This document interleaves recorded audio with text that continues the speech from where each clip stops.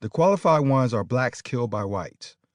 They are the minority within a minority whose deaths will be praised and remembered more than their lives.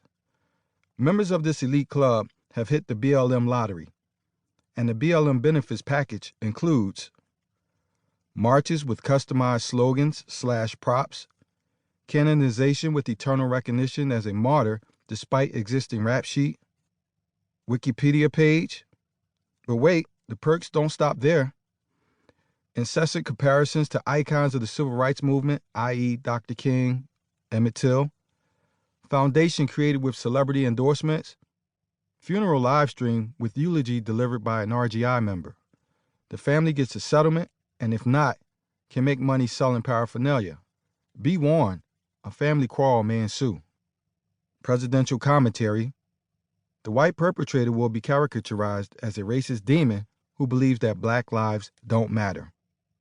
One super qualified person may even get a shout during the Super Bowl.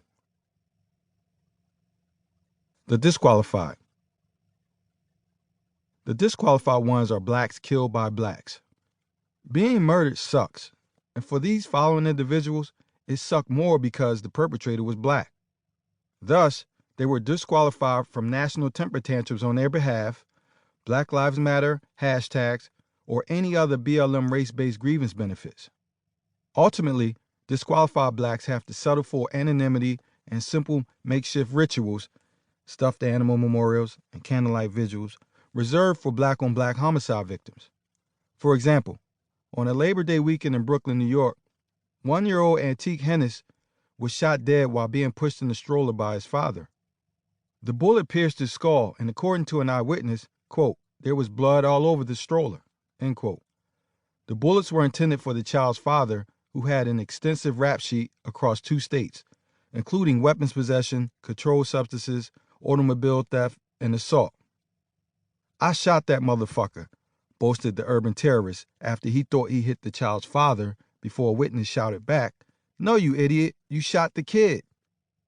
The sins of the father visited his offspring, and no stroller march or any march occurred on the young victim's behalf.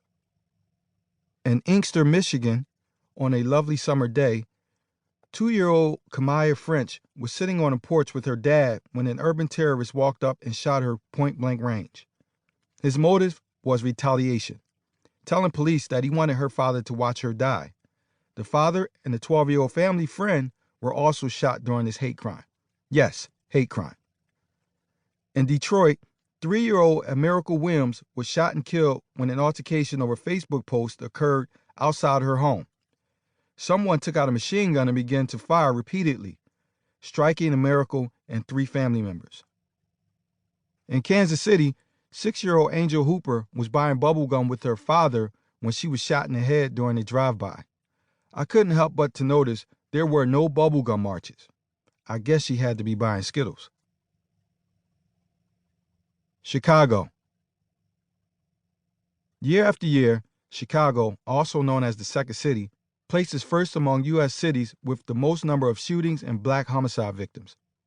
Chicago, also called Chiraq, due to the warlike conditions in its urban areas being comparable to war-torn Iraq, is brimming with disqualified blacks.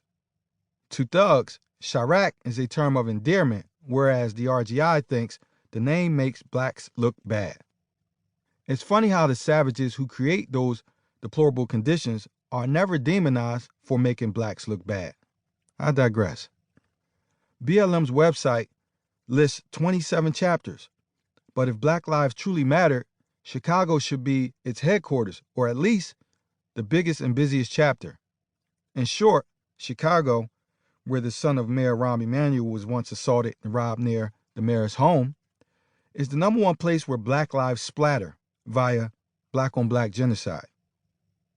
The Chicago Tribune reported that at least 19 people were shot and killed New Year's weekend 2016, including a person gunned down just blocks away from the mayor's home. Another 100 were shot but survived. Within the first 10 days of 2016, more than 100 Chicagoans were shot, 3 times more than 2015. Overall, Chicago's homicides in January